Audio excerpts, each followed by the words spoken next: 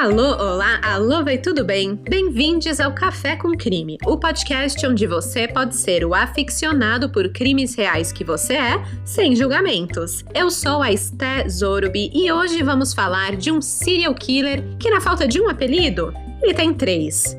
Ele é o maníaco da bicicleta, o monstro de Rio Claro, ou até mesmo o andarilho da morte. Mas na verdade ele devia ser chamado de o pedófilo tribufu.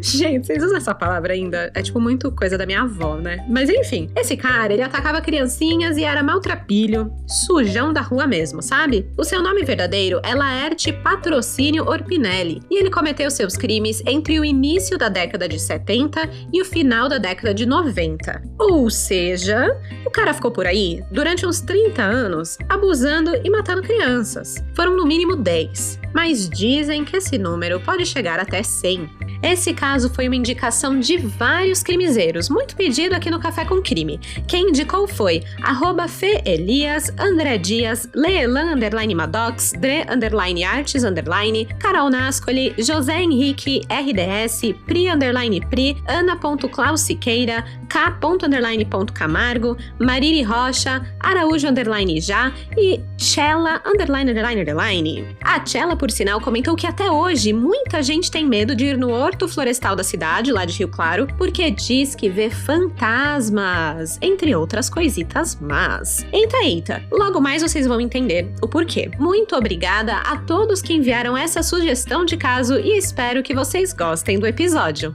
Já deu pra perceber, mas vale reforçar que esse caso trata de violência infantil e pode conter diversos gatilhos, por isso não é recomendado para pessoas sensíveis. Eu vou fazer de tudo para manter o episódio leve, como sempre, e sem muitos detalhes explícitos, mas fica aí o aviso. Gente, mudando um pouquinho de assunto, eu não sei quem sabe, mas esse mês o Café com Crime tá de aniversário. Uhul! Pois é, foi em abril de 2020 que eu ressuscitei o podcast. Ele tinha nascido em 2018, mas morreu em 2018 também. Na verdade, ele entrou aí num hiato que durou até agora o início da pandemia. Foi quando eu pude voltar a produzir o podcast com essa constância. E isso é motivo de comemoração, né? Por isso, eu quero dar um presentinho pra você que é crimizeiro de verdade. Todas as pessoas que apoiarem o Café com Crime na Orelo vão concorrer a 5 presentinhos, 5 brindes personalizados de acordo com o seu episódio favorito.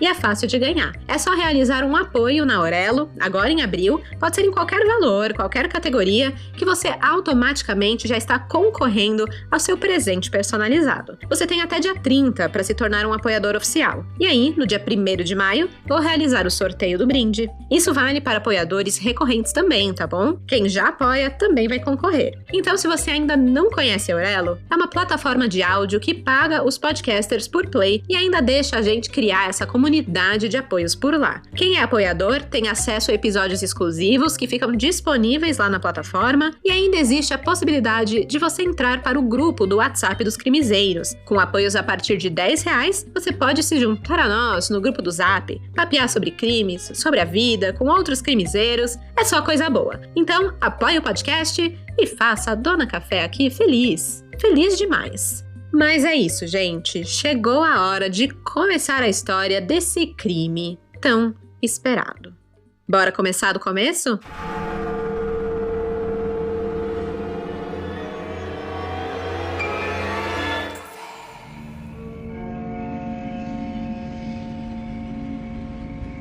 No início dos anos 90, a população de Rio Claro, uma cidade que fica a 175 quilômetros de São Paulo, capital, estava passando por uma fase obscura. Muitas crianças estavam desaparecendo. O pior de tudo é que na década anterior, nos anos 80, o mesmo tinha acontecido, mas a polícia tinha prendido o culpado. Então ninguém estava entendendo nada. Ninguém estava entendendo porque os casos voltaram a ocorrer. A população mal tinha se recuperado de uma série de crimes bárbaros e outra onda já veio com tudo.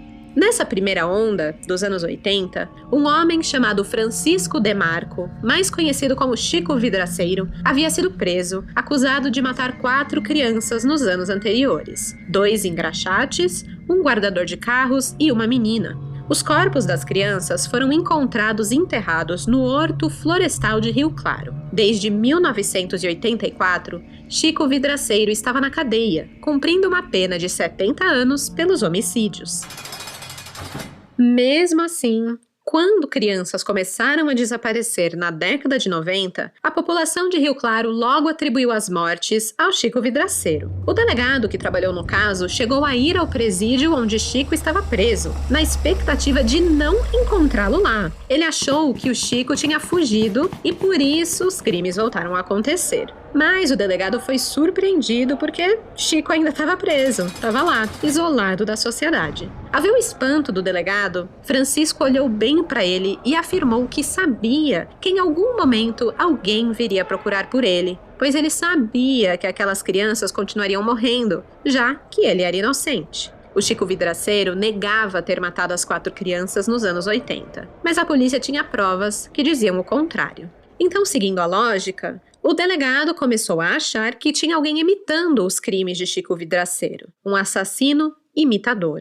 Gente, plágio. Plágio é a coisa mais irritante que existe, ainda mais quando se trata de crime, né? Pô, pra que imitar o crime dos outros? Fica aí na sua, sabe? Vai fazer o seu próprio rolê, vai pintar um quadro, vai empinar uma pipa, sei lá. Mas não faz o mínimo de sentido copiar crime, gente. Que hobby que é esse? Enfim, a polícia achava que ou era um imitador, ou que poderia se tratar de um caso de tráfico internacional de crianças ou de venda de órgãos. Os pais de Rio Claro estavam em estado de alerta, né? Como não ficar? Estavam extremamente cautelosos, protetores de seus filhos. Brincar na rua? Só acompanhado de um adulto. Ir para a escola sozinho? Nem se fosse pertinho. E a regra número 1 era não falar com estranhos. Repetiam isso como um mantra para as crianças. Não falar com estranhos, não falar com estranhos, não falar com estranhos. Mas não parecia adiantar. As crianças continuavam desaparecendo. Em 17 de janeiro de 1990, Osmarina, ou Marina Pereira Barbosa, de 10 anos, e o seu primo José Fernando de Oliveira, de 9 anos, desapareceram enquanto estavam brincando nas ruas do bairro Santa Maria. A ossada de Marina foi encontrada em setembro daquele mesmo ano, mostrando que antes de morrer, a garota foi estuprada e espancada. No dia 28 de agosto de 1996, Aline Cristina dos Santos Siqueira desapareceu da cidade de Rio Claro. Segundo relatos, a menina foi vista pela última vez ao lado de um homem montado numa bicicleta. Em fevereiro de 1997, Alisson Maurício Nicolau Cristo, de 6 anos, morava em uma comunidade cigana com os seus pais no bairro São Miguel. Ele foi sequestrado, ali mesmo no próprio bairro. A família passou o ano inteiro de 1997 em busca do menino, e foi só em dezembro que tiveram uma resposta. A ossada de Alisson foi encontrada em uma cova rasa no Horto Florestal de Rio Claro. Em julho de 1997, Renata Campos, de 5 anos, desapareceu da porta de casa e nunca mais foi localizada. Um mês depois, Daniela de Oliveira, de 5 anos, teria o mesmo fim. Ela foi levada quando brincava na rua do seu bairro. Em dezembro de 97, funcionários da FEPASA, a Ferrovias Paulistas S.A., encontraram 2 ossadas no Horto Florestal de Rio Claro. Elas estavam parcialmente enterradas a aproximadamente 150 metros da entrada do Horto Florestal. Perto da primeira ossada, havia um par de chinelos, e ao lado da segunda, um shorts que foi reconhecido pela empregada doméstica Sandra Regina Oliveira como sendo de sua filha Daniela, que estava desaparecida desde 14 de julho daquele mesmo ano. A mãe de Daniela só conseguia fazer uma pergunta enquanto chorava muito. Abre aspas. Por que fazer isso com minha filha inocente? O que ela fez? Fecha aspas. A segunda ossada não foi reconhecida de imediato, mas depois de testes de DNA, descobriram pertencer a Alisson Maurício Nicolau Cristo, que havia desaparecido em fevereiro daquele ano. Em 7 de dezembro, Anderson Jonas da Silva, de 6 anos, estava esperando o pai encher o tanque do carro no posto de gasolina e foi brincar sozinho, se afastando aí uns 300 metros do posto. Foi então que ele foi abordado por um homem, que ofereceu a ele uma balinha. O menino Anderson nunca mais voltou para casa depois disso. Com as 2 ossadas encontradas no Horto Florestal de Rio Claro no final de 1997, a polícia teve que mudar a sua linha de investigação. Eles não estavam lidando com tráfico de crianças ou com roubo de órgãos. Aquilo era a obra de um assassino em série. Mas sem grandes pistas para seguir, a polícia alegava dificuldades na apuração dos casos. Durante as investigações, vários suspeitos foram ouvidos, diversas hipóteses levantadas a respeito dos desaparecimentos, mas as crianças ainda continuavam desaparecidas, elas não foram encontradas e nenhum suspeito ficou preso. A polícia também ouviu uma testemunha, que disse ter visto um senhor de bicicleta levando o garoto Anderson na garupa. A única coisa que os investigadores sabiam com certeza era que o perfil das suas vítimas era composto por crianças de ambos os sexos, de classe média baixa e de faixa etária entre 3 e 11 anos, e que o suspeito andava de bicicleta.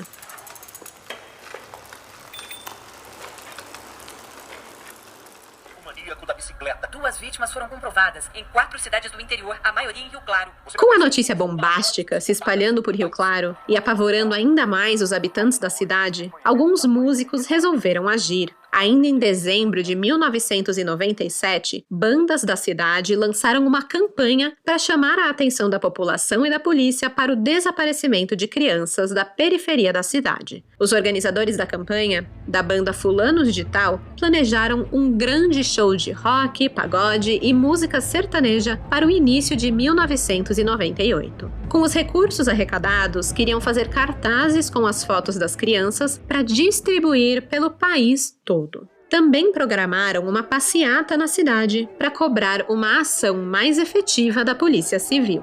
Infelizmente, os esforços de todos foram em vão.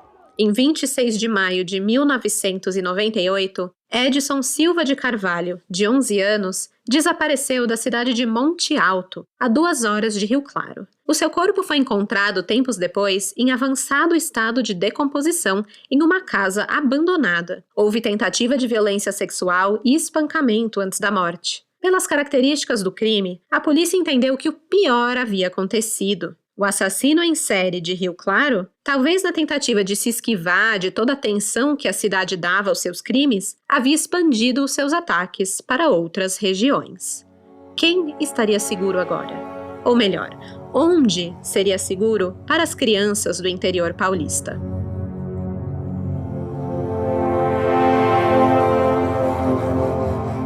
Em dezembro de 1998, 2 investigadores de Rio Claro estavam tomando uma cervejinha pós-expediente no bar de um conhecido que ficava no bairro São Miguel. De repente, um homem entra gritando no local, dizendo que uma pessoa tinha atacado a filha dele, que estava acompanhada de uma amiguinha. Esse homem tentou agarrar as garotas, dando uma mordida no pescoço de uma delas. Graças à ação rápida dos investigadores, eles conseguiram encontrar o homem ali nas redondezas e o levaram para a delegacia. Quando o prenderam, acharam estranho o fato dele carregar consigo ramos de plantas com bastante cheiro, provavelmente eucalipto ou arruda. Ao revistar o suspeito, também notaram que ele não usava cueca.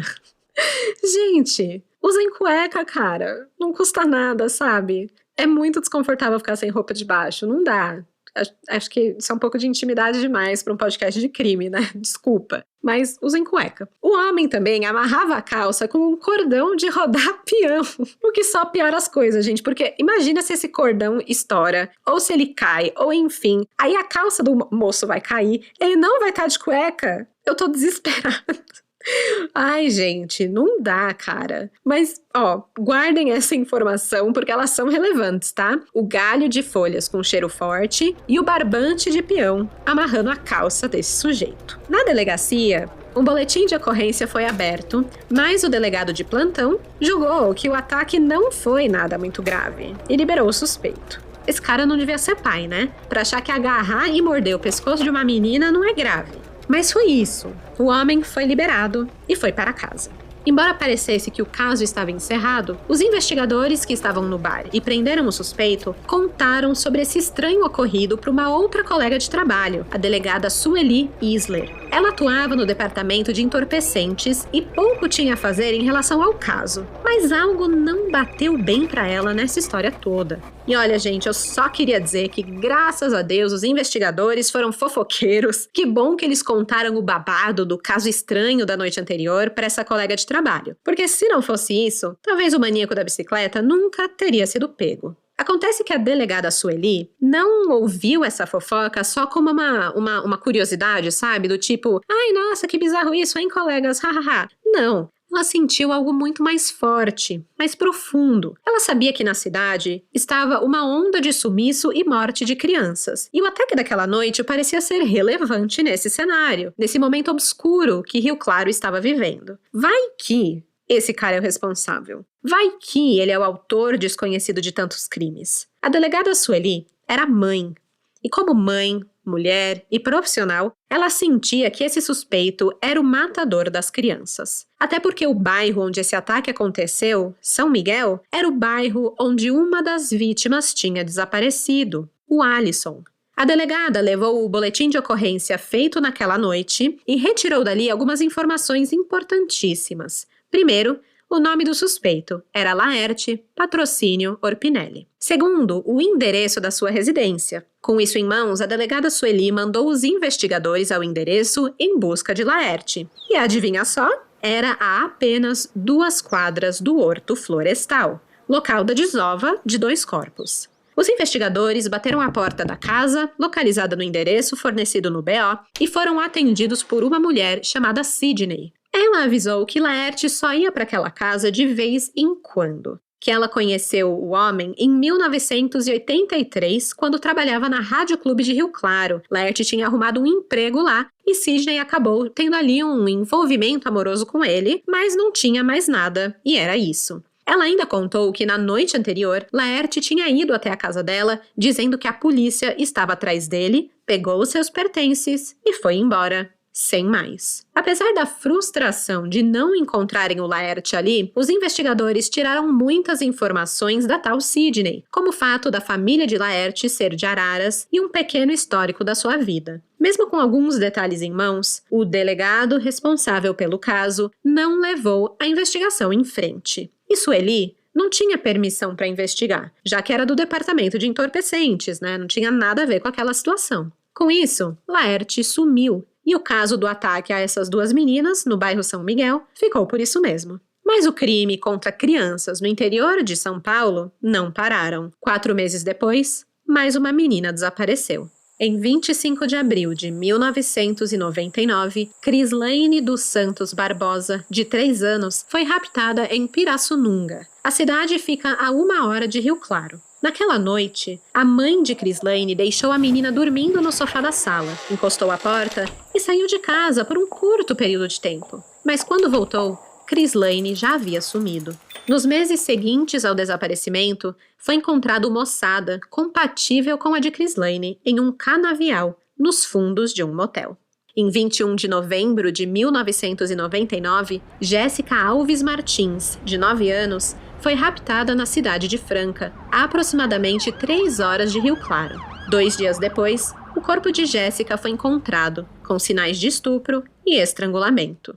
Os ataques do monstro de Rio Claro, como era chamado, já haviam ocorrido em 4 cidades do norte de São Paulo, em cidades que eram próximas umas das outras. Nos boletins de ocorrência feitos pelas famílias das vítimas, uma coisa em comum chamava a atenção da polícia. As crianças normalmente eram vistas pela última vez ao lado de um homem grande que usava um boné e estava em uma bicicleta vermelha. Nascia então o outro apelido do assassino em série, o maníaco da bicicleta. Criatividade do brasileiro para dar um nome, né? Maníaco da bicicleta. Mas vamos lá.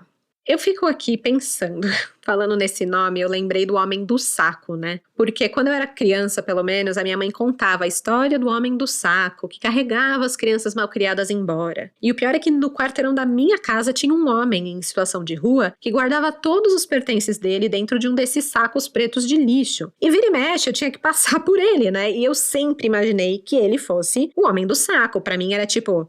Era muito óbvio que era ele, sabe? E era muito real, gente, não é lenda urbana. E aí eu entrava nesse pavor, não queria ir na rua, atravessava correndo, chorando, passava longe do cara, né? E isso era eu lidando com a minha cabeça, né? Com alguma coisa inventada. Agora eu só posso imaginar o quanto os pais alertavam as crianças lá de Rio Claro sobre o homem da bicicleta. E qual seria o tamanho do pavor das crianças a ver um homem numa bicicleta, né? Elas estavam lidando ali com um assassino em série real, o maníaco da bicicleta, responsável até então pelo desaparecimento e morte de ao menos 9 crianças. E como fugir dele? Como se proteger?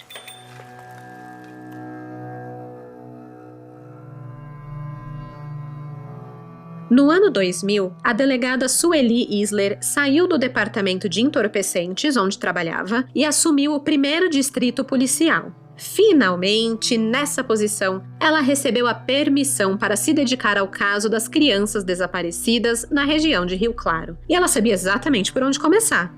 Pelo suspeito número 1, Laerte Patrocínio Orpinelli. Quando os investigadores visitaram o endereço de Laerte e conversaram com aquela mulher lá em 1998, eles descobriram que Laerte era de Araras e tinha familiares por lá. Então, a delegada pegou o carrinho dela e foi até Araras, que era só 30 minutinhos ali de Rio Claro, para conversar com a família de Orpinelli, tentar descobrir ali algo mais sobre o suspeito. E ela descobriu o seguinte: Laerte Patrocínio Orpinelli nasceu em Araras, em 1952. Era o 7º filho de uma família humilde de 9 irmãos. Desde a sua adolescência, era uma pessoa difícil de se conviver, porque ele queria resolver tudo na força bruta. Por motivos bestas, ele se tornava agressivo com os irmãos, com os vizinhos, os colegas de classe e principalmente com a própria mãe, a dona Elísia Rodrigues. E era agressividade mesmo, de sair no soco. Na tentativa de controlar o filho, Elísia o amarrava ao pé da mesa. Mas isso, claramente, só fazia com que Laerte ficasse cada vez mais agressivo. O irmão de Laerte, Antônio Carlos Orpinelli, afirma que, abre aspas, o Lalá nunca teve cabeça boa, sempre foi violento. Ele vivia nos agredindo na frente dos vizinhos, só para nos humilhar. Eu sabia que havia algo errado. Fecha aspas. Apesar do seu comportamento, ele era um menino bastante inteligente. Tinha uma memória de se admirar, mas não tinha vontade nenhuma de estudar. Quando ele cursava o 3º ano primário, chamou a atenção de uma professora, mas não no bom sentido. Ela notou que ele mal falava, brincava muito sozinho e tinha péssimo rendimento escolar. Foi a escola que alertou a família sobre possíveis problemas de Laerte, e então a família o levou ao médico. Mais ou menos na mesma época, um irmão próximo a ele faleceu, e Laerte não soube lidar com isso. Aos 13 anos, começou a beber, de se embriagar pesadamente mesmo, e abandonou os estudos. Aos 16 anos, em 1967, ele foi internado na clínica psiquiátrica Antônio Luiz Saião por alcoolismo. Mas lá, alguns médicos suspeitavam que o seu problema não fosse apenas o álcool, mas que ele tinha um quadro de esquizofrenia e paranoia. A partir daqui, ele iria viver uma série de internações na clínica, cheio de idas e vindas, até os seus 26 anos de idade. Uma vez, na época em que ele estava fora da clínica de internação, ele ficou uma semana fora de casa sem dar satisfação aos pais. Voltou dias depois, todo sujo, muito magro. E para chamar a atenção da família, bateu latas no quintal, fazendo um puta de um barulhão. Essa atitude irritou muito a mãe dele, que de novo, sem saber como controlar o filho, o amarrava na beirada da cama ou ao pé da mesa. Outra vez, o Laerte passou 5 anos direto em tratamento internado na clínica. Segundo o diretor da clínica psiquiátrica, o José Carlos Naitsky, a família internava o Laerte alegando que ele tinha problemas de alcoolismo. E o médico afirmou, abre aspas, não digo que Laerte tem uma doença mental. O seu diagnóstico clínico é segredo médico. Fecha aspas. E assim, Ele saiu, recebeu alta. A família de Laerte não sabia ao certo o que ele tinha, mas percebiam que o seu comportamento estava muito estranho, muito arredio e estava tudo se potencializando com uma desunião que estava acontecendo na família. 3 dos 4 irmãos de Laerte foram aposentados por alcoolismo. Outros se casaram e deixaram de passar o Natal juntos em família. O Laerte, numa tentativa aparente de se conectar com algo ou alguém, pedia para a mãe escrever cartas para que ele enviasse a pessoas, já que ele era analfabeto. Mas era estranho, porque às vezes ele pedia para que ela escrevesse 5 cartas para a mesma pessoa, tudo de uma vez. Um sobrinho de Laerte caracteriza isso como parte do comportamento infantil que o tio apresentava. Ele conta, abre aspas, uma vez o vi em casa com um brinquedinho. Pedi para ver e ele disse, não, é meu. Fecha aspas. Laerte começou a passar cada vez mais tempo fora de casa, na estrada como andarilho. Em 1994, sua mãe Elísia adoeceu em consequência do desgosto por tudo que acontecia na família e morreu. Os irmãos não conseguiram encontrar Laerte, que estava andando por aí no mundão, e por isso, Laerte não compareceu ao enterro da mãe. Durante muito tempo, o andarilho viveu de cidade em cidade nas regiões nortes de São Paulo, onde ele fornecia serviços de aplicação de graxa em portas de bares ou estabelecimentos comerciais. Ele era sempre uma aparência muito descuidada, muito sujo, descabelado, maltrapilho, e assim ele acabava despertando a compaixão dos moradores das cidades. E mais, ele era simpático, conquistava as pessoas e elas decidiam ajudá-lo. O funcionário de uma mercearia em Piracicaba conta, abre aspas, ele aparecia de vez em quando no bar. Eu o achava um coitado e com pena dele, lhe dava uns sanduíches. Fecha aspas. Era assim em todas as cidades que Laerte passava. Com seu saquinho de lixo, onde carregava poucas peças de roupa, ia por aí oferecendo seus serviços de engraxar portas. Por ser andarilho e ter o seu jeito estranho, o Laerte tinha bastante dificuldade de criar laços profundos com as pessoas. Era um lobo solitário, mas isso mudou por um breve período de tempo. Foi aos 32 anos que Laerte começou a namorar. Em 1983, ele conheceu Sidney, aquela mulher que atendeu os investigadores. O seu nome completo é Sidney Aparecida Martins e ela era 30 anos mais velha que Laerte. O casal chegou a viver junto no bairro Bela Vista, próximo ao Horto Florestal, por mais ou menos uns 2 anos. Mas a experiência não foi nada agradável, pelo menos não para Sidney. Laerte era agressivo e, para evitar problemas, eles dormiam em quartos separados. Sidney relata, abre aspas, ele ficava agitado, saía de manhã e só voltava à noite. Nunca vi dinheiro com ele. Sabia que era alcoólatra, mas desconhecia o fato de ele ter problemas psiquiátricos. Fecha aspas. Depois de conversar com os familiares e conhecidos de Laerte, a delegada Sueli já conseguia traçar um perfil para o suspeito. Por exemplo, nesse histórico familiar e amoroso já era possível ver características de um psicopata. Uma pessoa que não cria vínculos profundos com ninguém. A pessoa pode até criar um laço com ela, como foi o caso de Sidney, mas ele não retribui. Um andarilho, sem casa, sem família, sem vínculos, que vivia para suprir o seu desejo, a sua vontade de matar.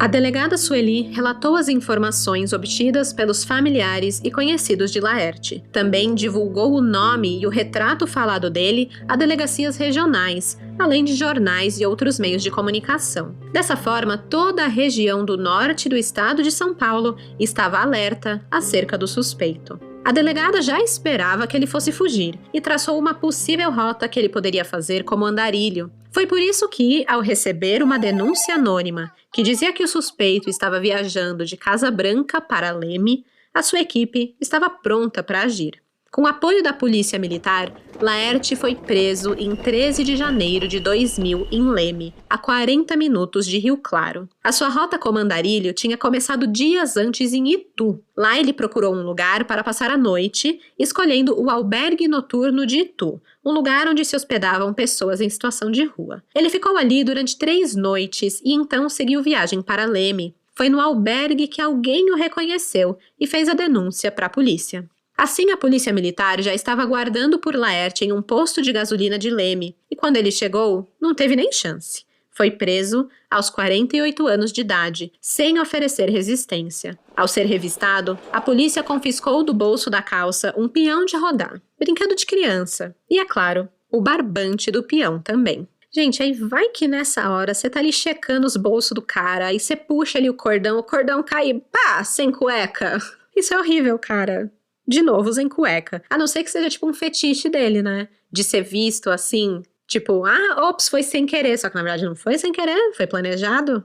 Enfim, gente, encasquetei com a cueca do moço, né? Vamos lá. A prisão do Laerte aconteceu numa quinta-feira e nos próximos 2 dias ele ficou bem quietinho. Se fechou para a polícia, não falou muito, não colaborou com as investigações. Parecia até que ele estava meio que analisando a situação, sabe, pensando a melhor forma de sair dela. Mas logo começaram a aparecer pessoas para testemunhar contra ele. Um menino foi até a delegacia, procurou pela polícia e falou para a delegada Sueli verificar uma marca nas costas de Laerte, pois ele tinha dado uma machadada nele. Eita! Eis o que aconteceu. Em 1997, 3 anos antes, esse menino trabalhava em uma floricultura chamada Vila Paulista, próximo ao Horto Florestal. Foi ali que ele foi atacado por um homem, das mesmas características de Laerte. Esse homem tentou agarrá-lo, mas o menino estava com uma machadinha na mão, que era uma ferramenta que ele usava para cortar os cabos das flores ali na floricultura. E aí, para se proteger de Laerte, o menino deu-lhe uma machadada.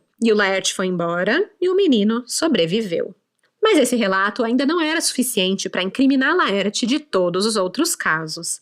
A polícia precisava fazer ele abrir a boca e desembuchar sobre os seus crimes. No sábado, a delegada Sueli decidiu levar Laerte até o Horto Florestal, local de muitos dos crimes, para ver se lá ele se abria, né? Por estar no local, aquela situação toda, vai que, né, um remember ali e tal, vai que ela consegue fazer esse homem rachar. Mas também não funcionou muito. O grande trunfo aconteceu quando voltaram para a delegacia, naquela tarde. Aguardando na sala de espera da delegacia de Rio Claro, estava o vendedor Romilto Elias da Silva, de 34 anos. Ele estava armado com uma faca e dizia que queria vingar a morte de seu filho, Anderson Jonas da Silva, morto aos 6 anos em 1996. Romilto pediu para conversar com Laerte, mas meio que já foi se lançando para cima dele. Ainda bem que os investigadores dominaram o cara antes de ele cometer aí algum ato impensável, né? Ao conversar com os policiais, o Romilto deu informações importantes sobre o caso. Ele contou que Laerte não era um estranho para ele, não era um desconhecido. Eles haviam se conhecido no dia 30 de novembro de 1997, apenas uma semana antes do seu filho desaparecer. Romilto havia parado num bar próximo da sua casa, no bairro de Santana. Ele estava acompanhado do seu filho do meio, o Anderson Jonas, para tomar ali uns goles de cerveja. Foi então, não para tomar um gole de cerveja com o filho, tá? O filho só tava junto e ele que ia tomar os goles de cerveja, porque o menino tinha 6 anos. Mas foi aí nesse bar que o homem sujo, com barba mal feita, cabelo bagunçado, começou a puxar conversa com ele. Era o Laerte, e ele tava ali trabalhando, engraxando os trilhos da porta do bar. O Romilto lembra, abre aspas, tomamos até cerveja juntos, enquanto o menino comia uma porção de filé. Fecha aspas. Depois de comer, o Anderson Jonas se afastou ali da mesa dos adultos e ficou brincando nos arredores do bar, enquanto ele observava de longe o pai conversando com Laerte. O Romilto convidou o Laerte para ir à sua casa se ele precisasse de algo, e o homem aceitou a oferta, chegando a frequentar a casa da sua futura vítima. A revolta de Romilto era exatamente essa. Como que esse homem teve coragem de trair a sua confiança daquele jeito? Ele só queria ajudar aquele senhorzinho. Por isso que ele estava com tanta raiva, querendo vingança, mas principalmente querendo respostas. O que tinha acontecido com Anderson Jonas? Talvez por ver a grande comoção causada por Romilto, ou mesmo ter percebido que ele foi identificado por uma testemunha e não tinha mais como negar a autoria dos crimes, o Laerte Patrocínio Orpinelli começou a falar. Friamente, ele confessou os assassinatos de Anderson, Aline, Alison, Daniela, Jéssica, Edson, Thaisa e Renata, fez ainda outras confissões de forma informal, mas acabou assinando apenas 8 inquéritos. Sobre o Anderson Jonas, o Laerte contou que se aproximou dele quando viu que o garoto estava longe de seu pai. Enquanto Romilton abastecia o carro no posto, o Anderson se afastou dali para brincar. Estava a alguns metros apenas de distância. E como o menino já conhecia o Laerte, ele não se importou com a proximidade dele, e muito menos com a oferta que ele fez a seguir. Quer uma balinha? Vai um doce aí?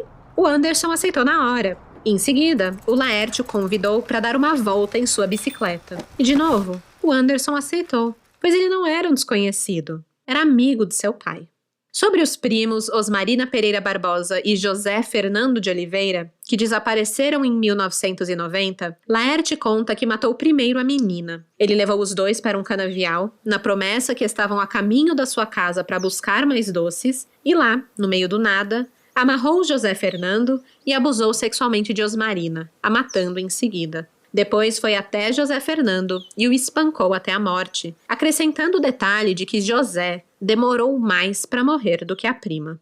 Sobre Alisson Cristo, Laerte conta que frequentava a comunidade de ciganos da qual a família do menino fazia parte. Por isso, o Alisson já tinha visto ele ali pela região, conversando com seus pais e tudo mais, e não achou estranho quando Laerte o convidou para comer alguns doces e andar de bicicleta. Era assim que ele ganhava a confiança das crianças, gente. Sobre Edson Silva de Carvalho, Laerte conta que tentou violar o garoto sexualmente, mas que o menino começou a gritar e o deixou muito nervoso. Em sua fúria descontrolada, Laerte bateu a cabeça do menino contra a parede, causando a sua morte instantânea. Chamou a atenção dos delegados a boa memória de Laerte. Quando mostravam a foto de uma vítima, ele dizia prontamente o nome da criança, a forma que ele matou e o local de onde ele deixou os corpos. Era muita riqueza de dados com que ele, esclareceu os crimes, sabe? Era assustador. Ele sabia como conheceu a criança, em que cidade foi, como morreu, tudo. Crislaine dos Santos Barbosa, por exemplo, foi um caso que Laerte conta que agiu diferente. Foi a primeira vítima que ele seguiu antes de cometer o crime. Ficou rondando a mãe da menina, viu onde ela morava e, sem ser notado, esperou o momento certo para atacar. Foi a única vítima que Laerte retirou de dentro da própria casa, ao invés de abordar na rua. Sobre o crime em si, ele conta, abre aspas, "Eu não estuprei ela. Eu só matei com murros na cabeça e o rosto e quebrei os dentes. Saiu sangue do nariz e da boca, mas eu não quis passar a mão nela." Fecha aspas. Pesadíssimo. E o pior é que ele fala tudo isso como se não fosse nada. Aliás, ele chegou a afirmar que matar crianças era que nem matar passarinho. Quando a delegada perguntou quantos passarinhos ele tinha matado, ele respondeu, abre aspas, "Eu parei de contar quando chegou a 100. Fecha aspas. Ele não tinha senso de piedade, de dó. Para ele matar uma criança era corriqueiro, como assistir televisão, como almoçar. Ele não se importava com o sofrimento das crianças, muito menos com o sofrimento dos pais. O Laerte disse nunca ter se arrependido de seus crimes. Os casos relatados acima, vale dizer, são de casos que a polícia tinha conhecimento na época da prisão de Laerte, mas infelizmente parecia que o maníaco da bicicleta tinha atacado muitas outras crianças, em muitos outros lugares que a polícia ainda nem fazia ideia. Quando Laerte Orpinelli foi preso, ele carregava consigo um pequeno caderno. Ali, ele anotava os locais por onde passava, como andarilho, e as datas de quanto tempo ficava em cada um. Com essas informações, a polícia fez um levantamento de meninos e meninas sumidos nessas datas e nesses lugares por onde Laerte passou, chegando a um número de 94 crianças possíveis vítimas do maníaco da bicicleta em 26 cidades diferentes. Laerte afirmou que começou a ter vontade de matar crianças quando ele tinha 17 anos, que ele viu uma criança e via um ódio nele, mas ele não tinha coragem de agir. Era como se ele fosse um serial killer enrustido,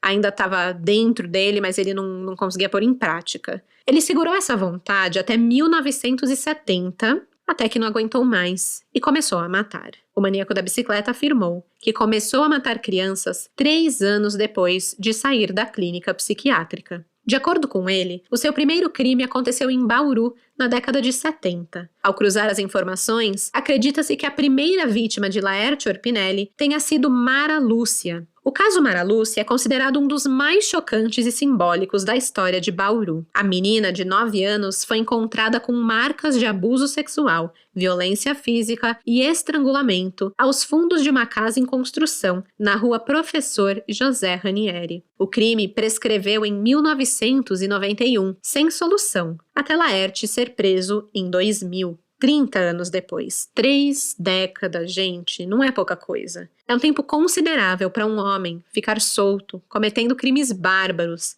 sem levantar suspeita. Eu não consigo parar de pensar como Laerte Orpinelli conseguiu fazer isso.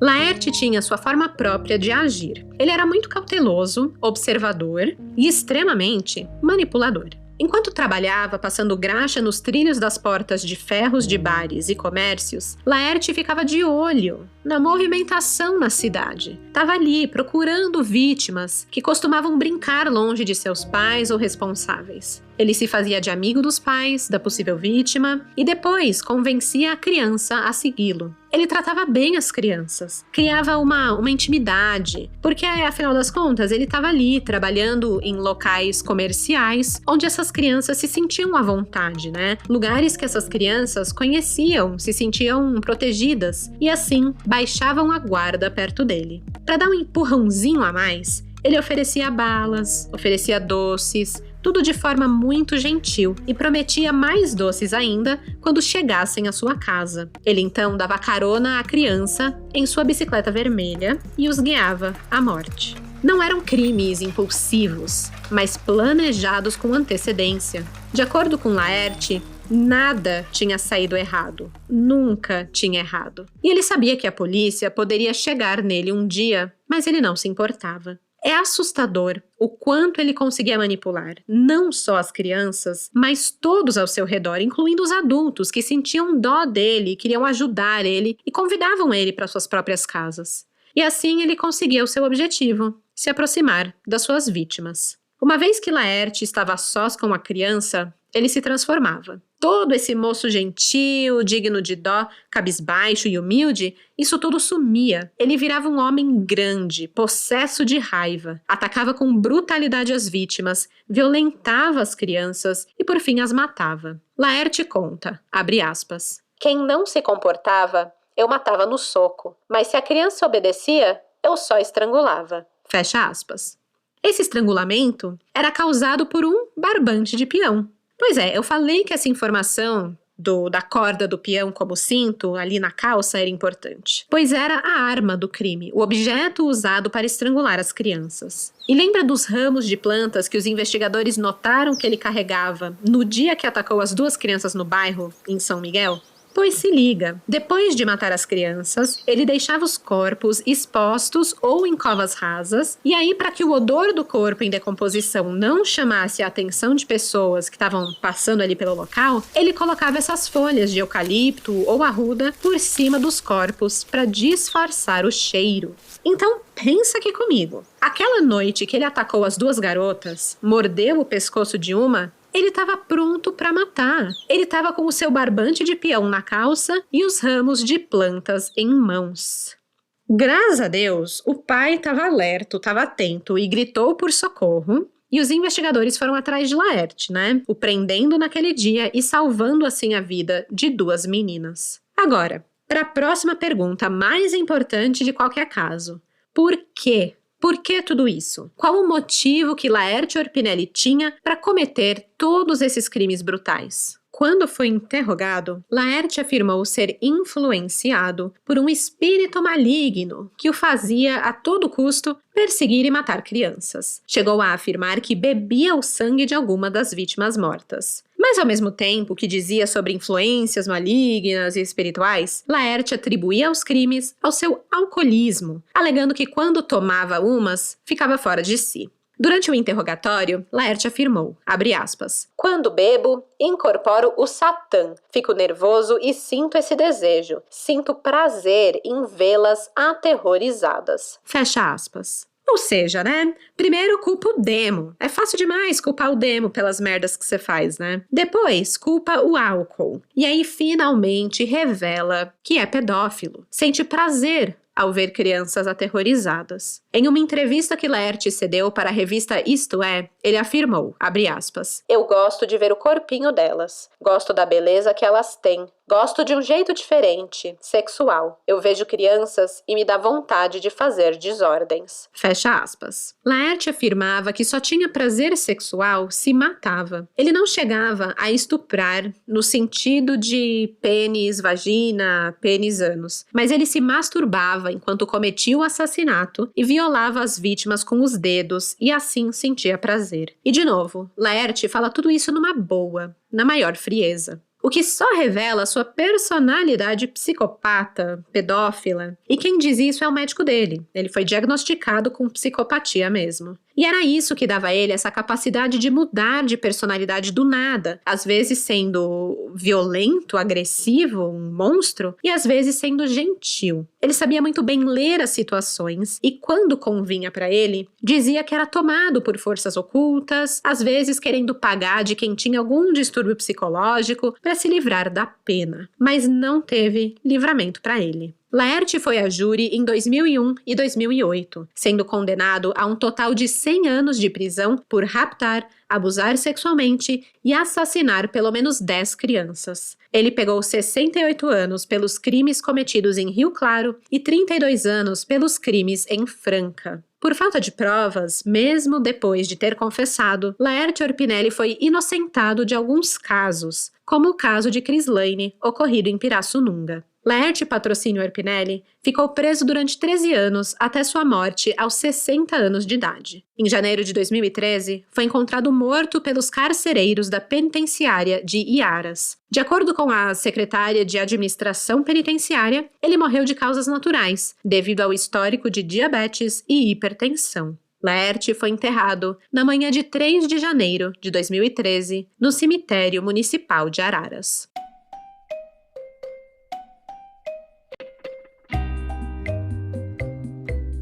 E essa é a história do maníaco da bicicleta, um monstro de Rio Claro, o andarilho da morte.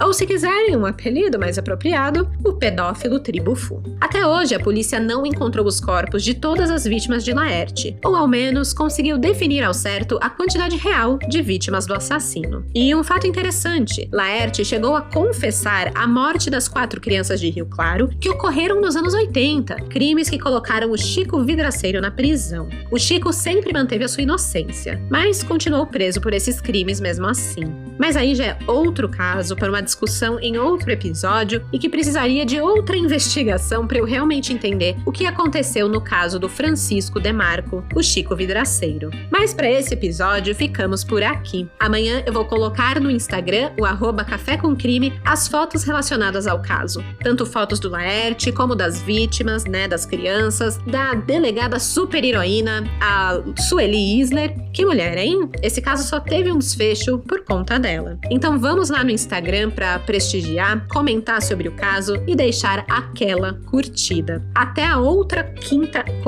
quinta-feira não, até a outra quarta-feira, não a próxima, a outra. E até lá, não aceitem carona na garupa de nenhuma bicicleta, porque de desgraça esse podcast. Tchau, tchau!